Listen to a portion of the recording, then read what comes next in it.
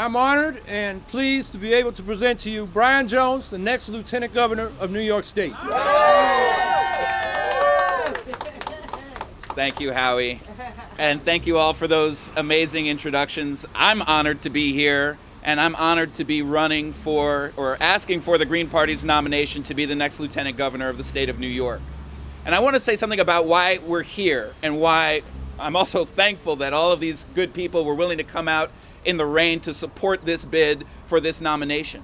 We're here in East Harlem, in one of the neighborhoods that's been hardest hit by the Bloomberg years. People who live here, like people all over the city of New York and all over the state, are struggling to pay rent, to pay hospital bills, and one thing that they hope they can count on are their public schools to give their kids a chance. But unfortunately, increasingly, the millionaires want the public schools too. They won't even leave those alone. I taught here in this school behind us for 4 years, and I fought Eva Moskowitz of Success Academy fame when they tried to come in and co-locate this building. We understand that the public schools are supposed to be here for all of our kids, but increasingly people like Cuomo and increasingly the Democratic Party seem to want to shower millions of dollars on just some kids. On just some kids. They say they can't pay rent in these charter schools.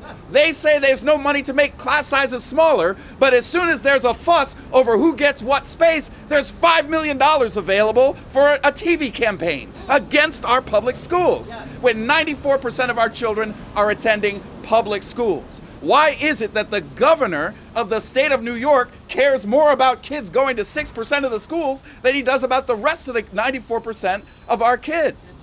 And not only do the millionaires want our schools, they want our pensions. Increasingly, they want our unions. Now look, if we're talking about a tale of two cities, it's an extreme tale. It goes far beyond what has even been discussed. We're talking about the richest state, the richest city possibly in world history. And a new report just shows that it's also the most unequal. Not only is it the most unequal in terms of wealth, let's get real. They always say in politics you're supposed to be realistic, but I don't want to be realistic. I want to be real.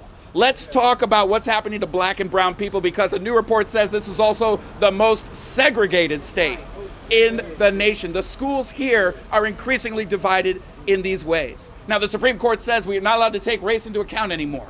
But if we're not going to take race into account, then how are we going to deal with the burning issues that are facing our kids? Because it's only certain kids that are getting stopped and frisked on the street, and increasingly, as Jazz pointed out, they're getting stopped and frisked in their schools. We have got to stop these zero-tolerance policies. We've got to stop the new Jim Crow. We've got to raise the minimum wage. And let me tell you, let me be straight, we've got to tax the rich.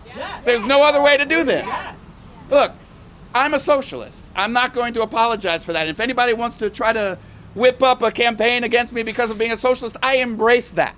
Who are these people running around who think that this society is okay? That this is kind of working all right, you know? It just needs a few little changes. No, this thing needs to be radically changed. It's radically wrong. The issues that people are facing, just struggling to survive, that's what the majority is dealing with. And that's why we've got, at a situation of extreme wealth and extreme suffering, we have got to tax the rich. That's the good news of our campaign, is that we have the money and we have the resources to give every child a rich curriculum. We have the resources to give every child smaller classes. We should have science laboratories and arts classrooms and swimming pools and everything that rich kids have, we want for our kids too. And we can have it in this state.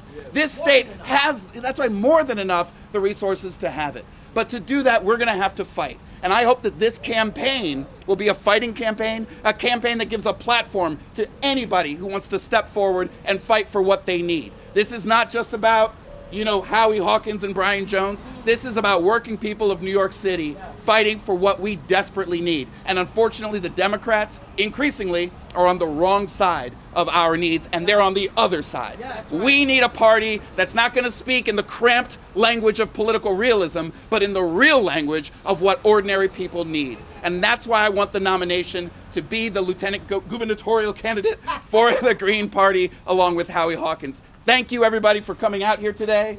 Thank you for your support, and I hope to see you on May 17th at the Green Party Convention.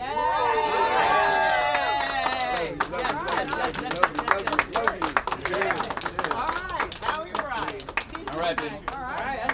Thank you, everyone in the press, for coming. We appreciate your support.